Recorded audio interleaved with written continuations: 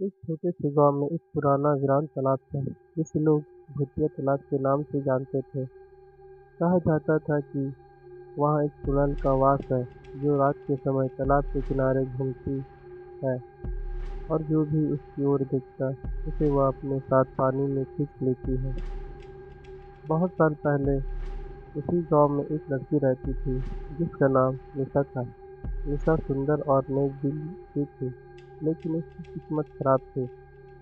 गांव वालों का मानना था कि वह अभागी है और इसकी वजह से कोई उससे शादी नहीं करना चाहता था। एक दिन निशा तालाब के किनारे गई, जहाँ वह अक्सर शांत और अकेला महसूस करती थी, लेकिन उस दिन वापस नहीं लौटी। कुछ दिन बाद गांव वालों ने निशा की लाश तालाब में तैरती हुई पाई। उसकी मौत कैसे हुई ये कोई नहीं जानता। गांव में अफवाह फैलने लगी कि निशा की आत्मा चुड़ैल बन गई है और वह तालाब के पास भटकती रहती है। रात होते ही लोग तालाब के पास से गुजरने से डरने लगे।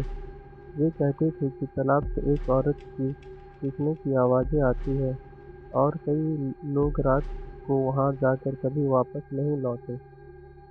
एक बार गांव के कुछ लड़कों ने हिम्मत जुटाकर चुड़ैल को देखने का निश्चय किया।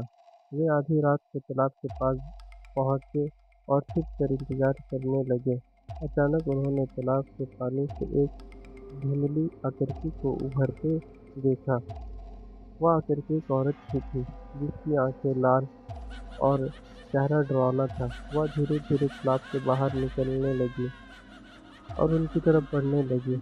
सभी लड़कों डर के मारे भागने लगे, लेकिन उनमें से एक पानी में गिर पड़ा और उसके बाद वह कभी वापस नहीं आया। गांव में इस घटना के बाद डर और बढ़ गया।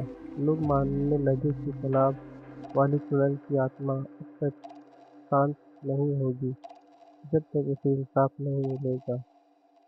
और तब से आज तक कोई भी रात को उस तालाब के पास जाने की हिम्मत नहीं करता।